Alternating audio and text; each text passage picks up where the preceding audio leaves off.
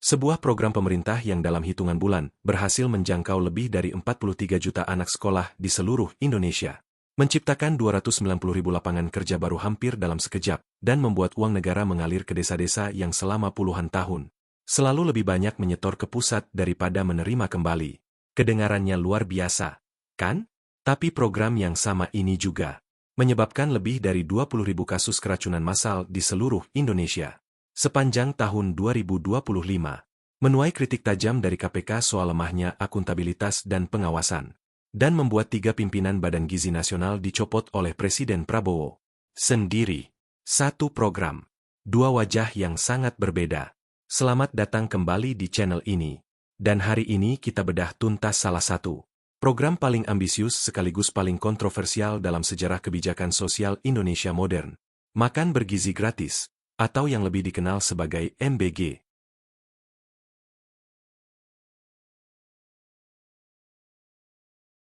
Oke, kita mulai dari dasarnya dulu. Program makan bergizi gratis adalah salah satu janji kampanye utama pasangan Prabowo Gibran, dan ini bukan sekadar janji yang dilupakan setelah menang. Tepat pada 6 Januari 2025, program ini resmi diluncurkan. Hanya 3 bulan setelah pelantikan presiden baru. Secara teknis, MBG adalah program pemberian makanan bergizi 1 kali per hari, untuk memenuhi sekitar sepertiga kebutuhan kalori harian penerimanya. Siapa saja yang menjadi target? Lumayan luas. Peserta didik dari PAUD sampai SMA dan SMK. Balita, ibu hamil, ibu menyusui. Untuk anak PAUD dan SD, makanan diberikan sebagai sarapan pagi. Untuk SMP dan SMA, diberikan sebagai makan siang. Menu yang disajikan harus mencakup makanan pokok, lauk hewani dan nabati, sayuran, dan buah-buahan. Dan yang menarik, ini bukan sekadar program kasih makan. Ada filosofi yang lebih besar di baliknya, membangun generasi sehat untuk Indonesia Emas 2045. Karena selama ini, Indonesia masih bergulat dengan 2 masalah gizi yang serius, stunting dan kekurangan gizi kronis. Di atas kertas, ini program yang sangat mulia. Tapi kita akan lihat bersama, eksekusinya tidak semulus rencananya.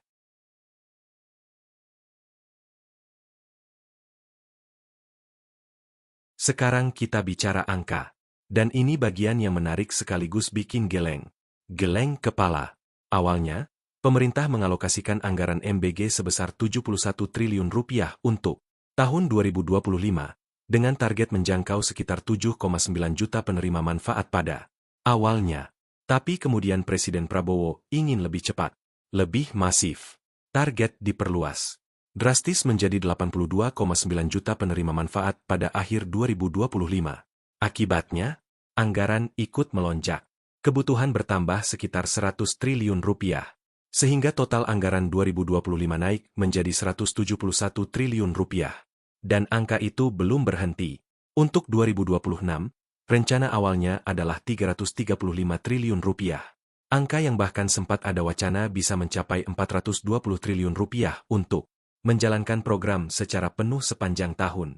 Bayangkan skalanya, anggaran awal MBG sebesar 71 triliun rupiah saja sudah hampir setara dengan 90% dari total belanja perlindungan sosial Kementerian Sosial. Seluruhnya di tahun 2024, dalam satu program. Tapi akhirnya, dengan mempertimbangkan kondisi fiskal negara, anggaran MBG 2026 dipangkas menjadi 268 triliun rupiah, dan pemerintah mengubah fokus, bukan lagi mengejar penambahan dapur baru secara masif, tapi memprioritaskan kualitas dapur yang sudah ada dan memperluas jangkauan ke wilayah terpencil. Yang perlu kita catat bersama, uang sebesar ini bukan uang virtual. Ini adalah uang pajak rakyat Indonesia. Dan karena itu, pertanyaan soal efektivitas dan akuntabilitas penggunaannya bukan cuma hak, tapi kewajiban kita untuk menanyakannya.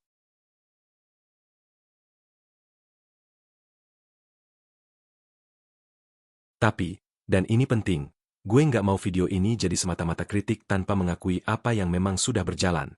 Karena ada capaian nyata yang tidak bisa diabaikan. Pertama, skala yang mengagumkan. Dimulai hanya dengan 570.000 anak dan 190 dapur SPPG pada hari pertama. Dalam waktu kurang dari 1 tahun, program ini tumbuh luar biasa cepat. Per Februari 2026, MBG sudah menjangkau 280.000 satuan pendidikan dengan lebih dari 43 juta peserta didik sebagai penerima manfaat. Itu bukan pencapaian kecil. Itu salah satu ekspansi program sosial paling cepat dalam sejarah Indonesia. Kedua, dampak kehadiran siswa yang terukur.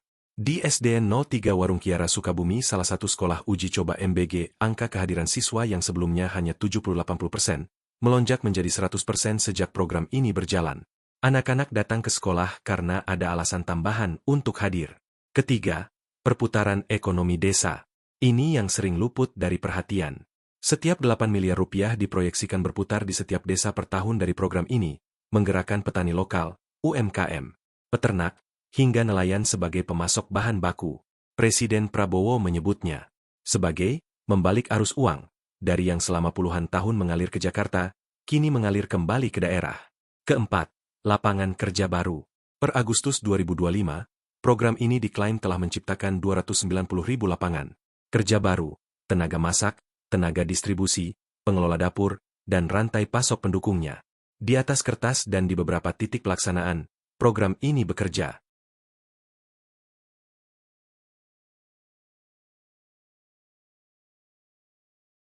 Sekarang, saatnya kita jujur soal sisi yang lebih gelap.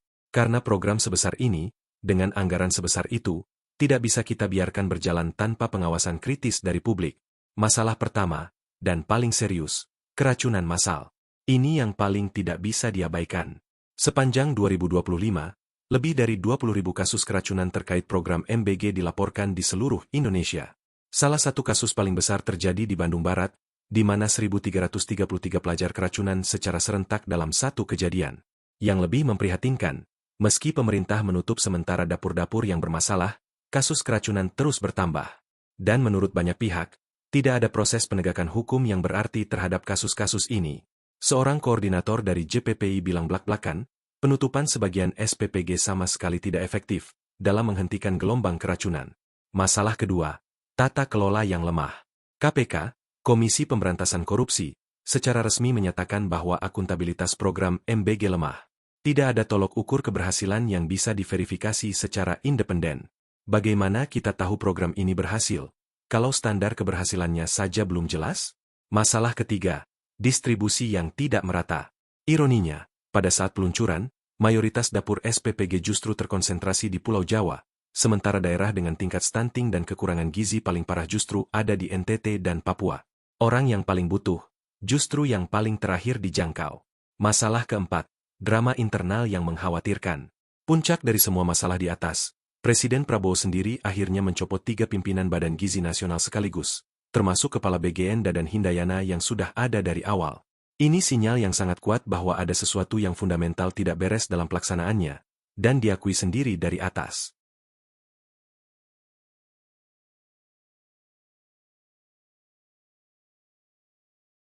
Ada satu pertanyaan yang lebih fundamental yang perlu kita tanyakan.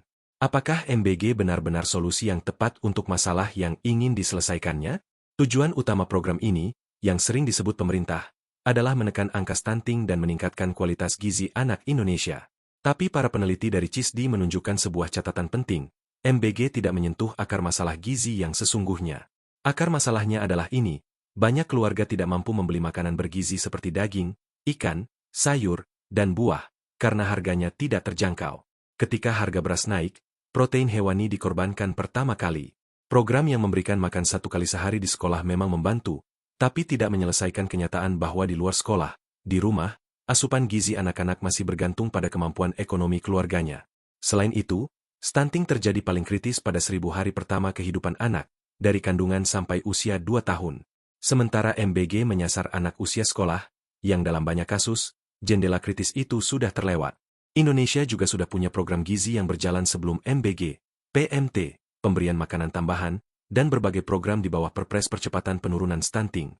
Pertanyaannya, apakah MBG melengkapi program-program ini, atau justru menyedot anggaran dari program yang sudah terbukti lebih efektif? Ini bukan pertanyaan untuk melemahkan program. Ini pertanyaan yang harus dijawab dengan data yang jujur dan transparan.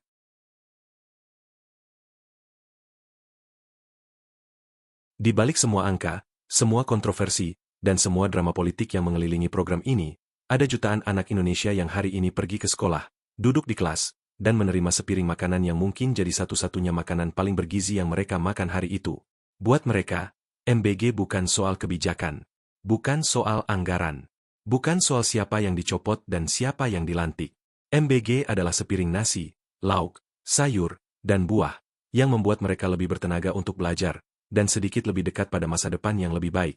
Dan karena itulah, justru karena tujuannya semulia itu, kita wajib memastikan program ini berjalan dengan benar, bersih, dan tepat sasaran. Bukan demi pemerintah, tapi demi anak-anak itu. Kalau video ini bikin lo berpikir lebih dalam soal MBG, tulis di komentar. Menurut lo, apa satu hal yang paling harus diperbaiki dari program MBG sekarang? Dan kalau lo punya pengalaman langsung, sebagai orang tua, guru, atau bahkan penerima manfaatnya, cerita juga di komentar. Gue ingin dengar perspektif kalian dari lapangan. Subscribe kalau belum, dan share ke orang-orang yang peduli soal masa depan pendidikan dan gizi anak Indonesia. Sampai jumpa di video berikutnya. Untuk Indonesia yang lebih sehat dan lebih adil.